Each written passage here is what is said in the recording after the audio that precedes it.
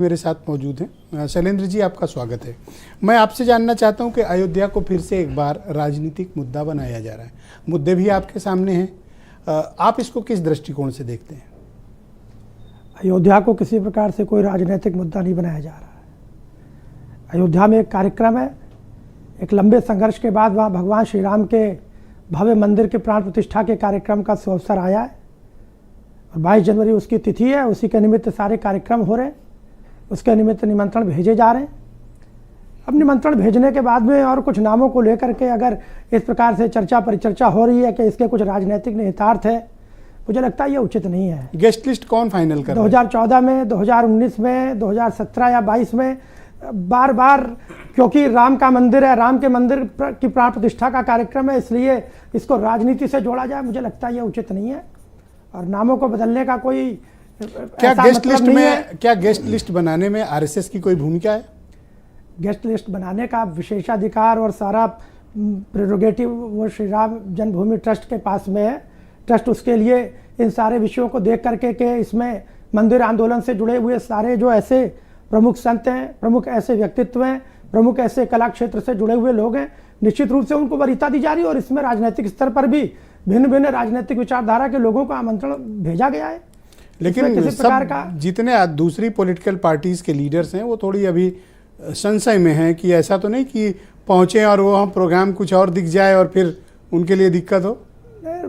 आमंत्रण को लेकर के उनका संशय में होना स्वाभाविक है, क्योंकि राम के अस्तित्व को लेकर के ही वो बहुत दिन संशय में रहे। वो सुप्रीम कोर्ट तक एफिडेविट देकर कहते रहे कि राम का अस्तित्व ही नहीं है। तो जिनको राम के अस्तित्व पर ही संशय था, वो राम मंदिर के प्राण प्रतिष्ठा कार्यक्रम में आमंत्रण को लेकर के उनके मन में संशय बनना स्वाभाविक है।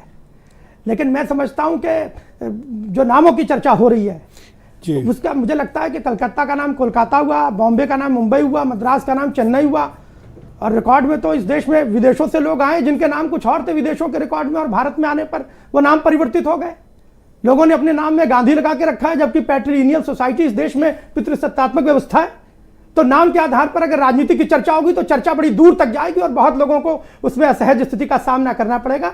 मुझे लगता है नाम के संबंध में जो परंपरा है इस देश में, सामान्य व्यक्ति भी जो दक्षिण भारत में रहता है वो अयोध्या का नाम लेते समय वगैरह जो अयोध्या का नाम लेते समय जो अयोध्या जी कहता है।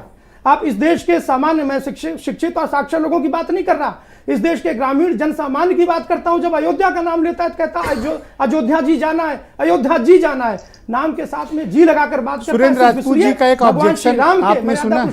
शैलेंद्र जी, सुरेंद्र जी का आपने एक ऑब्जेक्शन सुना कि आपने मर्यादा पुरुषोत्तम भगवान राम के नाम को हटाकर महर्षि वाल्मीकि कर दिया। उनको ऐतराज है इस बात पे। उनको अगर ऐतराज है, मुझे नहीं समझ में आता कि आदि कवि वाल्मीकि ने अगर रामायण की रचना की तो आदि कवि वाल्मीकि से मर्यादा पुरुषोत्तम पहले रख लेते, नाम बदले क्यों? ये इनका मुद्दा है। पहले रख लेते जब खोल रहे थे एयरपोर्ट, अभी क्यों बदल दिया? विमानपत्तन, अरे भगवान राम का तो वो स्थान ही है, वहाँ आदि कवि वाल्मीकि का भी स्थान होना चाहिए। विचार करके यहाँ पर ये तो ये डिस्कवरी कब हुई कि सर वो इन्हीं का है? तो पहले से डिस्कवरी है। मुंडे मतिर भिन्ना व्यक्ति के विचारों में गतिशीलता बनी रहती है। अभी उसमें कोई और त्रुटि लगेगी, कोई और न्यूनता लगेगी, कोई और कमी दिखाई पड़ेगी, उसे भी ठीक किया जाएगा। बदल सकते हो नाम फिर।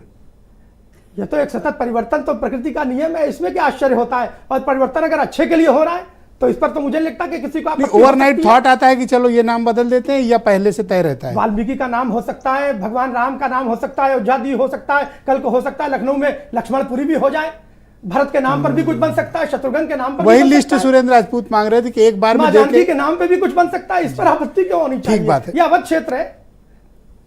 मैं मतीन खान को